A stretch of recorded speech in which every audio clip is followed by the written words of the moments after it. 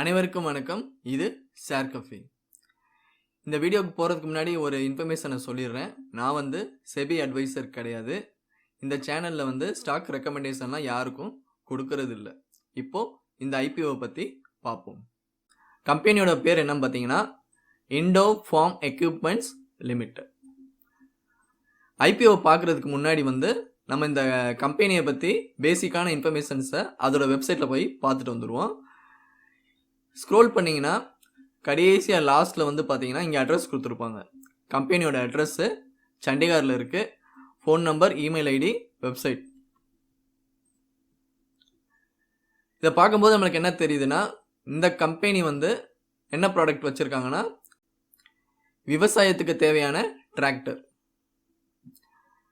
இப்போ ப்ராடக்டில் போய் பார்த்தீங்கன்னா எக்யூப்மெண்ட்ஸ் அக்ரிகல்ச்சர் டிராக்டர் வந்து வச்சுருக்காங்க.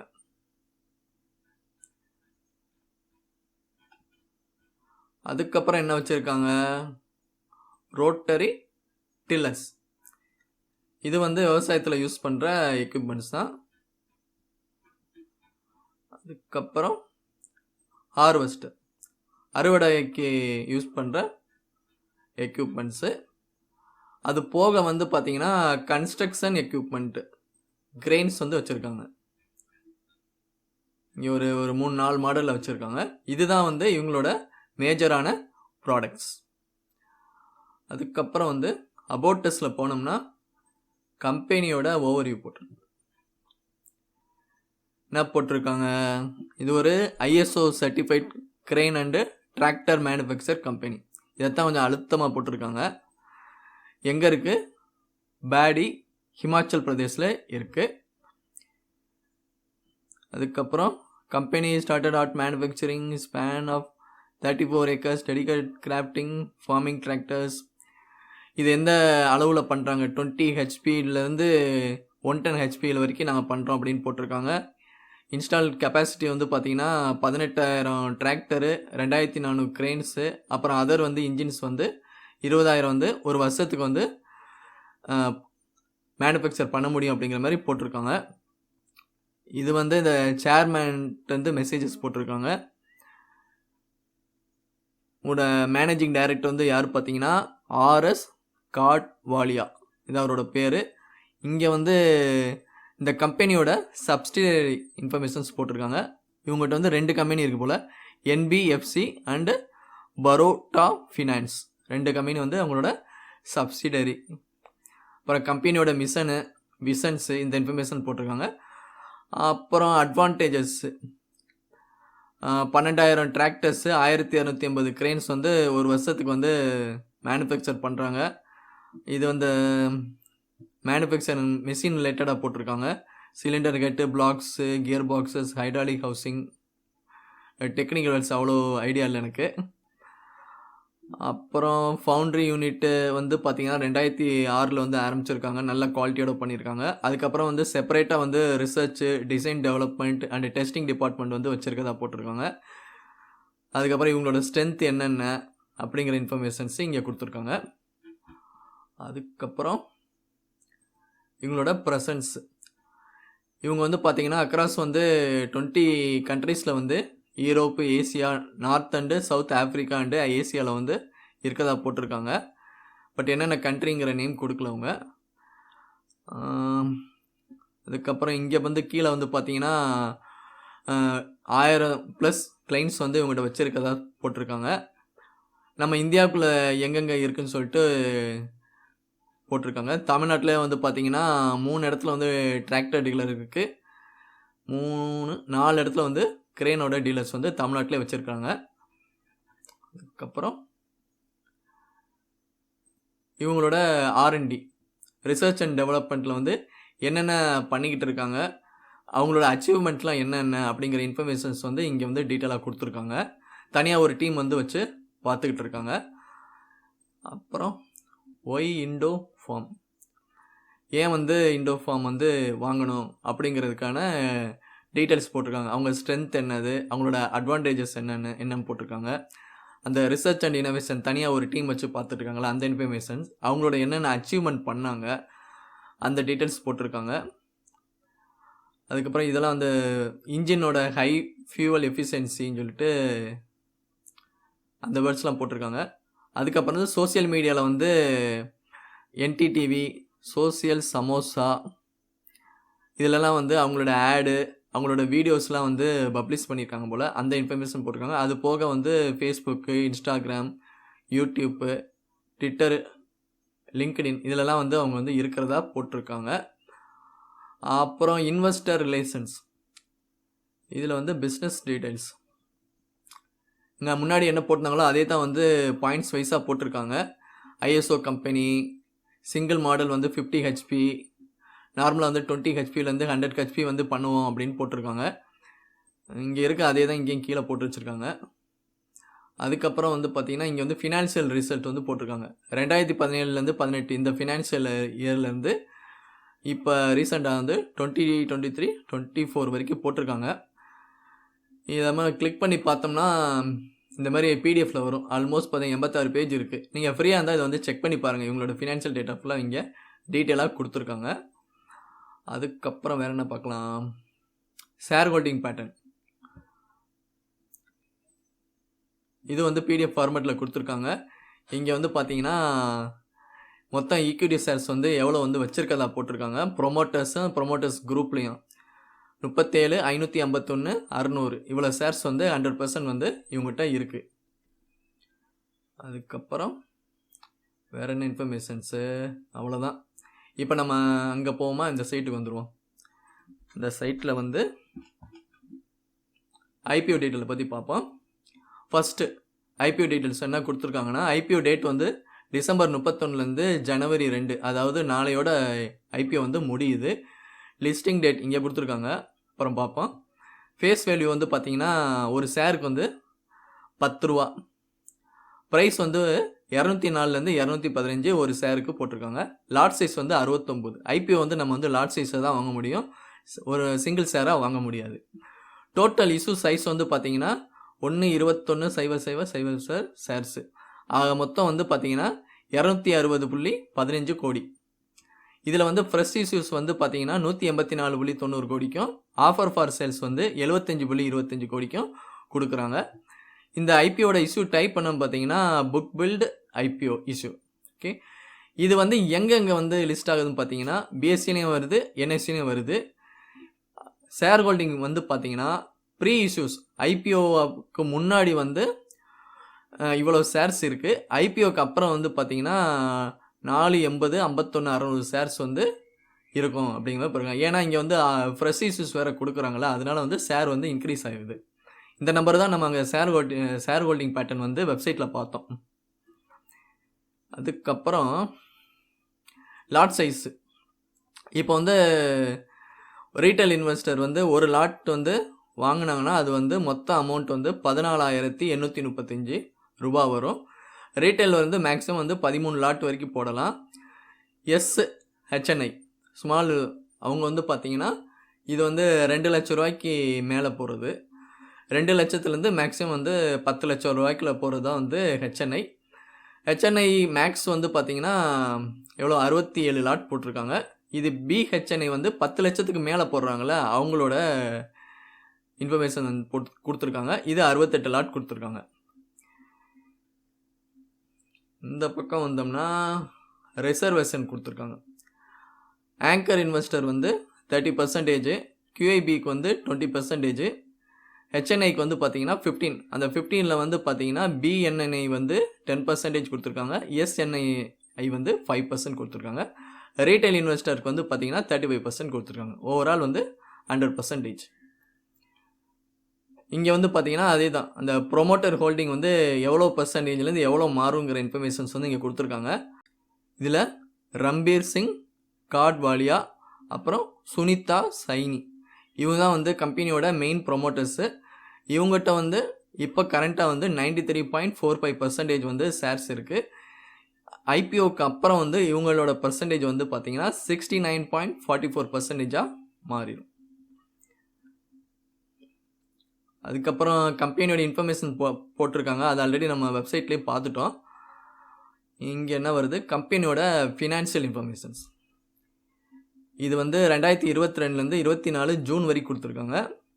அசெட் வந்து பார்த்தீங்கன்னா 619, 22, 47 இது கொஞ்சம் கொஞ்சமாக இன்க்ரீஸ் ஆகிட்டே வருது. இது ஜூன் வரைக்கும் தான் கொடுத்துருக்காங்க. இன்னும் மார்ச் வரைக்கும் போனோன்னா இன்னும் ஒரு 9 மாதம் இருக்குது. கண்டிப்பாக வந்து அசெட் வந்து இன்க்ரீஸ் ஆகத்தான் செய்யும். அதேமாதிரி ரெவன்யூ பார்த்தீங்கன்னா கொஞ்சம் கொஞ்சமாக இன்க்ரீஸ் ஆகிட்டே தான் வருது. ப்ராஃபிட் ஆஃப்டர் டேக்ஸும் இன்க்ரீஸ் ஆகிட்டே வருது. நெட்ஒர்த்து எல்லாமே இன்க்ரீஸ் ஆகிட்டு தான் வருது. அப்புறம் இந்த பெர்ஃபார்மன்ஸ் இண்டிகேட்டர் வைஸ் பார்க்கும்போது ROE வந்து பார்த்தீங்கன்னா 5.13% இருக்குது.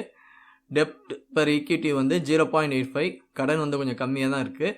ப்ராஃபிட் ஆஃப்டர் டேக்ஸ் மார்ஜின் வந்து பார்த்தீங்கன்னா 4.16, ப்ரைஸ் டு புக் வேல்யூ வந்து 2.55 இருக்குது.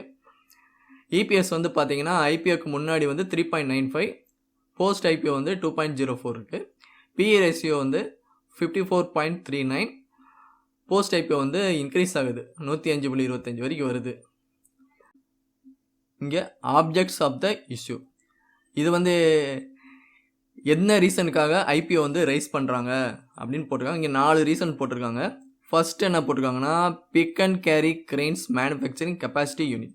புதுசாக வந்து இந்த பிக் அண்ட் கேரி கிரெயின்ஸ்க்கு வந்து ஒரு டெடிக்கேட்டடாக வந்து ஒரு யூனிட் வந்து மேனுஃபேக்சரிங் யூனிட் வந்து போட போகிறோம் அப்படிங்கிற மாதிரி போட்டிருக்காங்க. அதுக்கப்புறம் வந்து ரீபேமெண்ட் ஆர் ப்ரீபேமெண்ட் கடனை வந்து அடைக்க போகிறோம் அப்படின்னு போட்டிருக்காங்க. அதுக்கப்புறம் வந்து further investment in NBFC and பரோட்டா ஃபினான்ஸ் லிமிடெட் அவங்களோட சப்சிடரிக்கு வந்து இன்வெஸ்ட்மெண்ட் பண்ண போகிறோம். அது போக வந்து 4வது வந்து ஜென்ரல் கார்பரேட் பர்பஸ் போட்டிருக்காங்க. ஜென்ரலாக பண்ணுவோன்னு போட்டிருக்காங்க, பட் என்னங்கிறத டீட்டெயிலாக போடல. இந்த 4 ரீசனுக்காக தான் இவங்க ஐபிஓ வந்து ரைஸ் பண்ணுறாங்க. இப்போ வந்து பார்த்தீங்கன்னா இன்றைக்கி வந்து ஐபிஓட 2வது நாள் முடிஞ்சிருக்கு. ஐபிஓ வந்து பார்த்தீங்கன்னா காலைல 10 மணிக்கு ஆரம்பித்து ஈவினிங் வந்து பார்த்தீங்கன்னா ஒரு 5 மணிக்கு முடிஞ்சிடும். 2 நாள் எவ்வளோ ஸ்டேட்டஸில் வந்து சப்ஸ்கிரைப் பண்ணியிருக்காங்கிற இன்ஃபர்மேஷன்ஸ் வந்து இங்கே போட்டிருக்காங்க. இதில் QIBயில் வந்து பார்த்தீங்கன்னா 11.96 டைம்ஸு, NII வந்து 131.86 டைம்ஸு, ரீட்டைல் வந்து பார்த்தீங்கன்னா 45.79 டைம்ஸு, ஓவராலாக வந்து பார்த்தீங்கன்னா 54.57 டைம்ஸ் வந்து சப்ஸ்கிரிப்ஷன் ஆகிருக்கு. இது வந்து பார்த்தீங்கன்னா நாளைக்கு கண்டிப்பாக இது வந்து மாறதுக்கு வாய்ப்பு இருக்குது. ஏன்னா எல்லாருமே வந்து கடைசி அந்த லாஸ்ட் டேயில் தான் வந்து எல்லோரும் அப்ளை பண்ணுவாங்க. இது போக வந்து இது வந்து ஐபிஓட ரெஜிஸ்டரோட இன்ஃபர்மேஷன்ஸ் மாஸ் சர்வீசஸ் லிமிடெட் போட்டிருக்காங்க. ஃபோன் நம்பர், இமெயில், வெப்சைட் கொடுத்துருக்காங்க. இந்த வெப்சைட்டில் வந்து ஐபிஓ நமக்கு அலர்ட் ஆயிருக்கா ஆகலையா அப்படிங்கிற இன்ஃபர்மேஷன்ஸ் வந்து இங்கே போய் நம்ம செக் பண்ணிக்கலாம். இது என்னைக்கு வரும்னா நம்ம ஆல்ரெடி இங்கே பார்த்தோம்ல,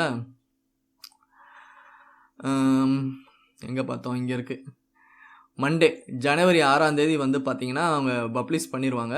பட் ஆனால் வந்து இந்த அலாட்மெண்ட் வந்து பேசிஸ் வந்து எப்போ பண்ணுறாங்கன்னா ஜனவரி 3ஆம் தேதி வெள்ளிக்கிழமை பண்ணுறாங்க.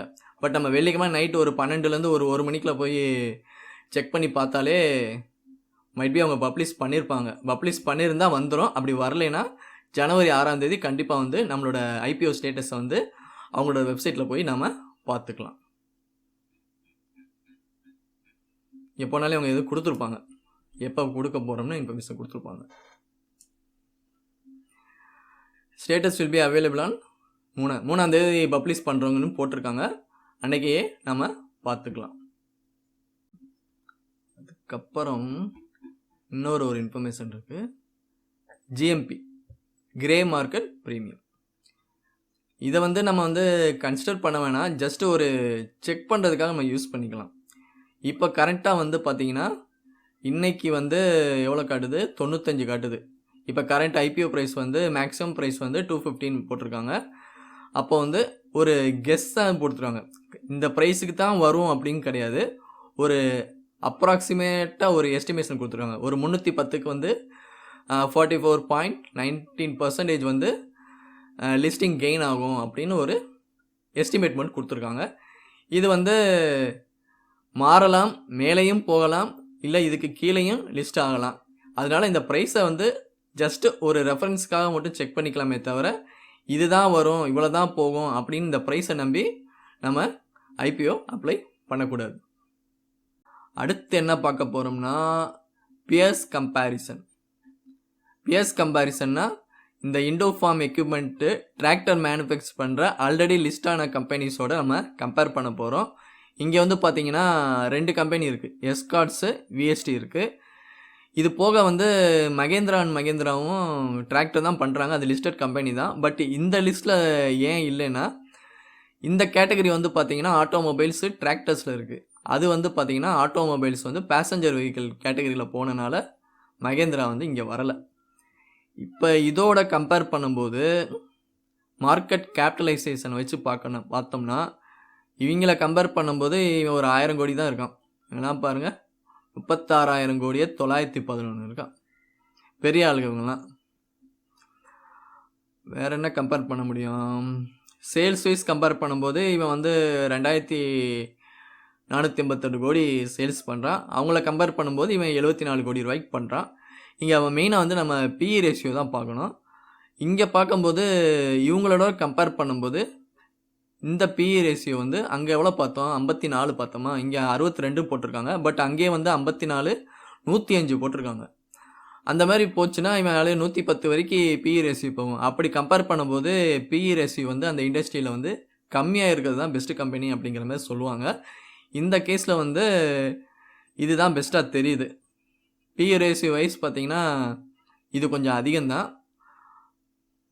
அடுத்து வந்து இந்த டிராக்டர் எவ்வளோ சேல்ஸ் பண்ணுறாங்க, அதோட மார்க்கெட் ஷேர் என்னங்கிறத வந்து இந்த வெப்சைட்டில் நம்ம பார்ப்போம். இந்த ரிப்போர்ட் வந்து எப்போ கொடுத்துருக்காங்க, செப்டம்பர் 2024 வந்து கொடுத்துருக்காங்க. இது வந்து இண்டோஃபார்மோடது கிடையாது, ஓவரால் டிராக்டரோட இண்டஸ்ட்ரியில் இருக்கிறத பற்றி கொடுத்துருக்காங்க. இங்கே வந்து பார்த்தீங்கன்னா ஃபஸ்ட்டு வந்து பார்த்தீங்கன்னா மகேந்திரா அண்ட் மகேந்திரா குரூப் தான் ஃபஸ்ட்டு இருக்கிறாங்க. இது எப்படி கம்பேர் பண்ணியிருக்காங்கன்னா, செப்டம்பர் 24 செப்டம்பர் 23, அதாவது 2023 கம்பேர் பண்ணியிருக்காங்க. அப்போ வந்து பார்க்கும்போது அவங்களோட சேல்ஸ் வந்து க்ரோத் ஆகிருக்கு மகேந்திரா. இது வந்து பார்த்தீங்கன்னா எம்எஸ் வந்து மார்க்கெட் ஷேர் 23க்கும் 24 கம்பேர் பண்ணும்போது அவங்க ஷேர் வந்து இறங்கியிருக்கு. அப்படி பார்க்கும்போது நம்ம இண்டோஃபார்ம் வந்து பார்த்தீங்கன்னா இந்த இடத்துல இருக்குது. சேல்ஸ் வைஸ் பார்த்தாலும் 16% வந்து கம்மியாக இருக்குது. அந்த மார்க்கெட் ஷேர் வைஸ் பார்க்கும்போது பார்த்தீங்கன்னா -0.08 கம்மியாக இருக்குது, குறைஞ்சிருக்கு. இந்த கம்பெனியெல்லாம் கம்பேர் பண்ணும்போது இது ரொம்ப கம்மியாக தான் இருக்குது. இவன் பாருங்கள் 43% வச்சுருக்கான், அவன் 18 வச்சுருக்கான். டஃபே சோனாலிகா வந்து 14% வச்சுருக்கான். அப்புறம் எஸ்கார்ட்ஸ் அந்த லிஸ்டட் கம்பெனி பார்த்தோம்னா அவன் வந்து 11% வச்சுருக்கான். இன்னொரு கம்பெனிலாம் பார்த்தோம், விஎஸ்டி பார்த்தோமா, விஎஸ்டி வந்து பார்த்தீங்கன்னா இண்டோஃபார்மோட கம்மியாக தான் இருக்காங்க. மார்க்கெட்டு ஷேர் வைஸ் பார்க்கும்போது இவன் வந்து ரொம்ப கம்மியாக தாங்க, 0.42 தான், 42 கிடையாது, 34. இது வந்து செப்டம்பர் டேட்டா. நீ டிசம்பர் டேட்டா வரை நீ அப்கமிங்கில் வரும், அதில் பார்க்கும்போது இன்கேஸ் இன்க்ரீஸ் ஆகிருக்கா ஆகலையா அப்படிங்கிறது தெரில. என்ன தான் ஆனாலும் இவனுக்கு மேலே நிறையா ஜாம்பவான்கெலாம் இருக்காங்க. இது வந்து பார்த்தீங்கன்னா சேல்ஸோட ஓவரால் அந்த இண்டஸ்ட்ரியோட போட்டிருக்காங்க. டிராக்டர் இண்டஸ்ட்ரியோட செப்டம்பர் டேட்டா வந்து பார்த்தீங்கன்னா 3.74% வந்து இன்க்ரீஸ் ஆகிருக்கு. அதில் ரொம்ப பெர்ஃபார்மன்ஸ் பண்ணது வந்து மகேந்திரா அண்ட் மகேந்திரா 2.78% வந்து அவனோட இன்க்ரீஸ் ஆகிருக்கு. நம்ம இண்டோஃபார்ம் வந்து 16.01% வந்து சேல்ஸ் வந்து டவுன் ஆகிருக்கு. இப்போது இந்த ஐபிஓவை அப்ளை பண்ணலாமா வேண்டாம்? கம்பெனியை பற்றி ஓவர்வியூ வந்து கிளியராக நான் சொல்லியிருக்கேன். அதை வச்சு யோசித்து நீங்களே டிசைட் பண்ணிக்கோங்க. என்னோட வியூவில் நான் வந்து மங்காத்தா தான் ஆட போகிறேன். அதாவது ஜிஎம்பி வந்து ஆல்மோஸ்ட் வந்து 44%க்கு மேலே இருக்குது. ஸோ லிஸ்டிங், அதாவது ஐபிஓ அப்ளை பண்ணி அலாட்மெண்ட் கிடச்சிச்சின்னா லிஸ்டிங் கெயின் வந்து ஒரு 30 to 40% இருக்கிறதுக்கு வாய்ப்பு இருக்குது. இவ்வளோதான் வரும்னு சொல்லலை, வாய்ப்பு இருக்குது. அப்படி வந்துச்சுன்னா ஃபஸ்ட்டு டேலே நான் வந்து விற்றுட்டு எக்ஸிட் ஆயிடுவேன். மீண்டும் அடுத்த வீடியோவில் சந்திப்போம். நன்றி, வணக்கம்.